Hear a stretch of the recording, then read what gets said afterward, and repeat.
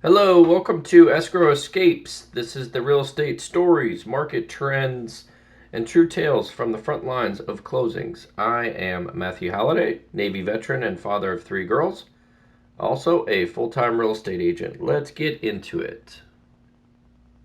They arrived with movers and keys, only to find the seller still inside, sitting on a couch piled with boxes. No empty house, no blank walls, just one more person standing in the doorway. Welcome to Escrow Escapes. I'm Matthew Halliday. Today we're talking about that exact morning and what to do when possession and closing don't line up.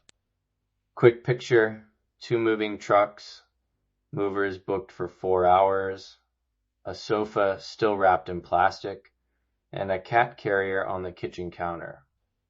The lender has 2 business days until final funding. The buyer's schedule isn't flexible. Movers call what now? I want to give you a fast, usable tool right away, the clause you can drop into your next offer to reduce this risk. Use this as a template and add numbers that make sense for your deal. Seller to vacate and remove all personal property by possession date and time. If seller fails to vacate, buyer may elect either A, a daily rent back of $100 to $200 per day with $500 deposit held in escrow, or B, a $2,000 escrow holdback released upon buyer's confirmation of vacancy and delivery of keys. Put numbers in those blanks before anyone initials. That little step changes expectations from vague to enforceable. Let's break it down. Possession language is the foundation. What's the difference between closing and possession? Closing transfers title. Possession gives you the keys and the space. So put dates, times, and the word vacant in black and white. Otherwise, keys in hand, but no empty house to move into. Right. Remedies.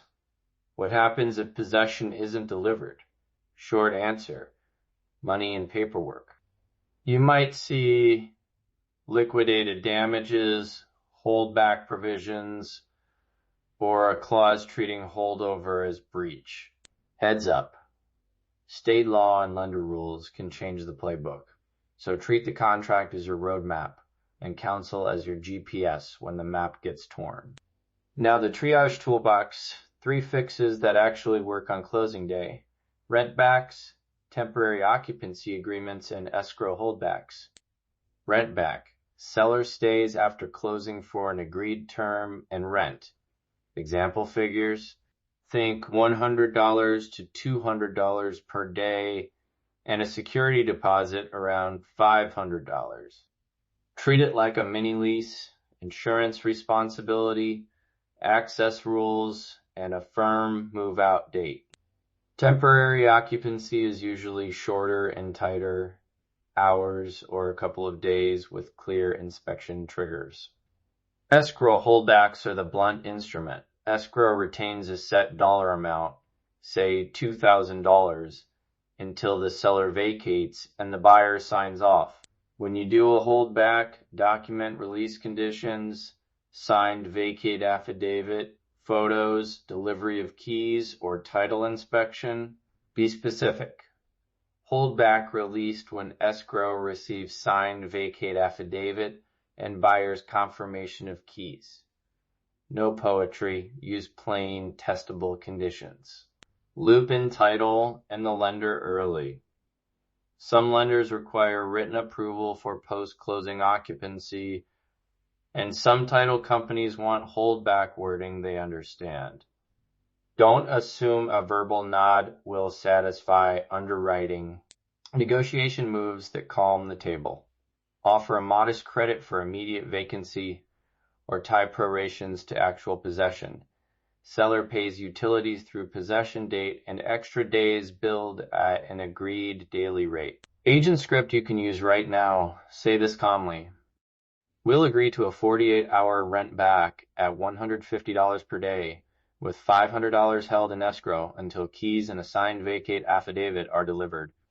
Then follow up with the addendum on email before anyone leaves the table. What I'd do in that moment: 3 steps: pause, document, and offer a written short-term fix. Pause long enough to avoid escalation. Document the seller's position and the buyer's costs. Then put a 2-day rent back or a $2,000 holdback in writing and get signatures. Prevention is the least painful route. Add a possession addendum to offers, set a pre-close walkthrough window, and send reminder emails 48 and 24 hours out that state time, expectations, and consequences. Plain language wins. Possession expected on MMDD at 10 a.m. Seller to vacate and remove all personal property prior to possession. Red flags while drafting: vague possession wording, last-minute handwritten changes that aren't initialed, or a seller insisting, "We'll figure it out later." Insist on a signed addendum. Don't let "figure it out later" become "we didn't fix it in writing." Quick legal reminder. This is procedural and contract-focused guidance. It's not legal advice.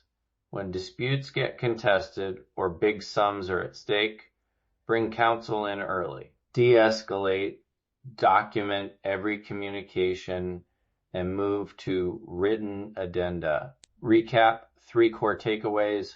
1. Tighten possession language. Date, time, and vacant spelled out. 2. Have triage tools on hand. Rent backs, $100 to $200 per day as an example. Short occupancy or a $2,000 escrow holdback with clear release triggers. 3. Use calm, concrete negotiation, language, and scripts so everyone knows the next step. Let's break it down. 1 practical tip to add to your next offer. Include the clause we used earlier and fill in the numbers before you sign. Numbers reduce debate. Pick daily rent, deposit, and a holdback amount you and your client can live with. If you'd like the printable checklist, possession addendum language, sample rent back text, and a short agent script, grab it in the show notes. If this episode gave you something useful, do me a favor and subscribe to Escrow Escapes so you don't miss future episodes. Here's the bottom line. Clear language, contingency money, and a calm, documented approach will save time, money, and relationships. That's a great question to answer before you get to the closing table. That's a wrap on this episode of Escrow Escapes. Thanks for listening, and remember, every deal has its bumps. It's how you navigate them that counts. Catch you next time. Thanks for listening to Escrow Escapes. For more real estate tips, market updates, and behind-the-scenes stories, subscribe wherever you get your podcasts. I am Matthew Halliday. We'll see you on the next closing. Thanks. Have a great day.